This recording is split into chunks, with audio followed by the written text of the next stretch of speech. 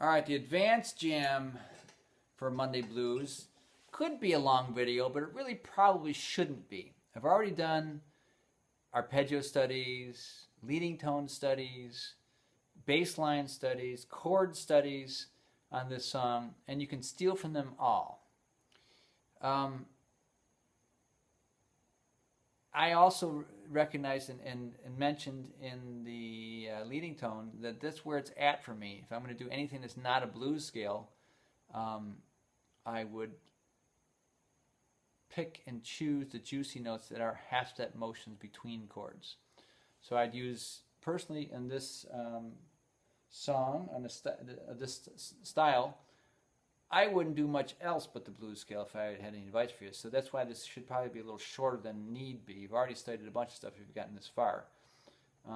Do not overthink this song. There's plenty of time to think a little bit and plenty of stuff to know, but you really don't need to know anything to play it very well and have a feeling and give a feeling using the blues scale. So the easy jam thing is really where it's at mostly. But if you want to know more, you've already should study all the things above and throw some of the other things in. So if you can pay attention to the chords while you're doing it, you can do that. The secret trick is listening to the bass. There's a good bass part. You've learned it and it's in the recording. Listen for it. See if you can close your eyes and listen to the recording and just follow the bass with your mind. Boom, boom, boom, boom, boom. And imagine your fingers on your fiddle following along, or just your hand going up and down with the pitches in the air in your mind's eye. Train your ear to listen to the bass and you'll be able to follow the chord changes. And if you can do it in this song, you can do it in every song eventually, all right? By following the bass, no matter, even if you're sitting with a band and don't know the song, you can kind of listen to the bass player and follow them, because they have to be experts at the tonics mostly and supporting the chord if it's anything else. So, why don't I do one solo for you? Let's see here. See if there's any ideas. I'd probably just shut up and play, right? Let me find it on my computer. Here it is. I'll play the track. Now I'm going to solo using some of the half-step motions and some of the stuff. Now, would this be my solo on record? I doubt it. I'd probably stick with more bluesy stuff. But I'm going to run through the paces, maybe a couple choruses here, and see if that gives you any ideas, and just listen along. Here it comes, I think.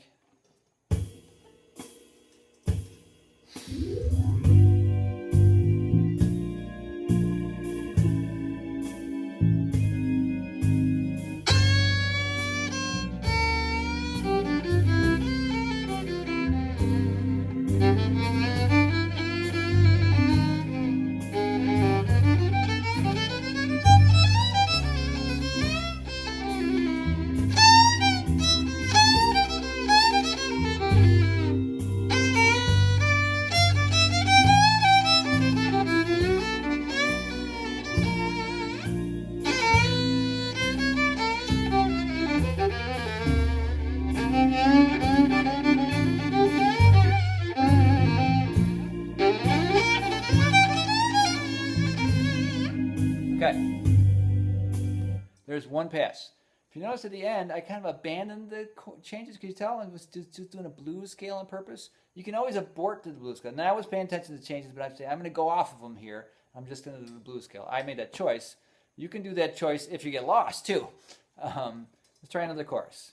Could you hear also when I was sliding the half-step motions from one chord? I was if the blues scale had a B flat and we hit the G chord, I pulled it into the B, which is the third. More tone notes that are in the chords. Let's continue. 4 chord.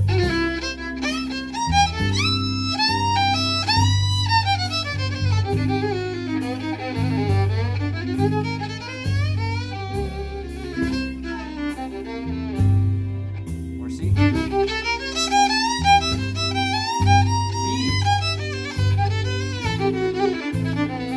G major, B flat.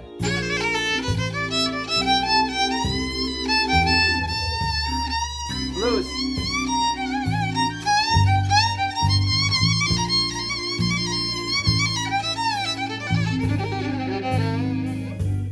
So you get the idea that towards the end of the blues, especially, it's like putting punctuation on the end of your paragraph. You're doing something pointed at the end of your sentence. Put an exclamation point. Put in a, something. It's like putting that period under it. And the end is here. The blues scale does that. So, and I also meant when you get to the climb, it's mostly diatonic-y stuff. You can almost lean on G major scale if you want. Though I didn't do that either. So when you get to the 2-5, it's definitely G major stuff. I didn't do that either, but I kind of leaned on that a little bit. And that's why I started aborting to the G blues scale. It sounds cool because it's so obvious where the chords are going. 1, 5, 1, 2, 5, 1. It's like falling off a log. It's so easy for our ears. And we all know where it's heading. Again, remember we listen in 3 different time zones. The listeners do the same. And we all know it's heading towards the G chord in the 11th bar, even though you're at the 9th bar. We've already heard the G chord a bunch of times, and you can start riffing on the G blues, and it kind of clashes and bangs against the 2 chord and the 5 chord for a second, but then releases when you hit the 1 chord in that 11th bar. And all the other chords in the ending is it just jumps up minor third and steps down gradually to the tonic again. So whatever chaos you create in there with the blues scale clashing against it, it's going to be released when you hit bar 1 of the next repeat. See how it works? Do your own thing. Always play as if angels are sending you dictation, or whatever you believe in, space aliens or the force, may the force be with you, wherever it comes from, it's up to you. But it does come. If you listen internally, it does come. If you're relaxed and not thinking too hard, imagine if you, I don't know if this is me or what is it, and, you can be you. It's part of you. I believe we all are part of God at least, and maybe we're just tapping into what is our deepest self. I don't know the answers exactly, but it does come if you're relaxed. If you can't quite hear it, your brain is never going to be relaxed enough. Start imagining it.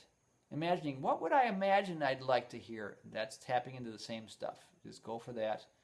Imagine what you'd like to hear next and try to play that. And it might take a little practice to get your brain tied into the fingers, but it will come, it will happen, and you will sound like you know what you're doing because you actually will. Remember, because playing one note on time at the perfect time when you want it and nobody else but you feel it is greatness. That is greatness, and you can have it in a slow song like this, probably a little easier than a fast song.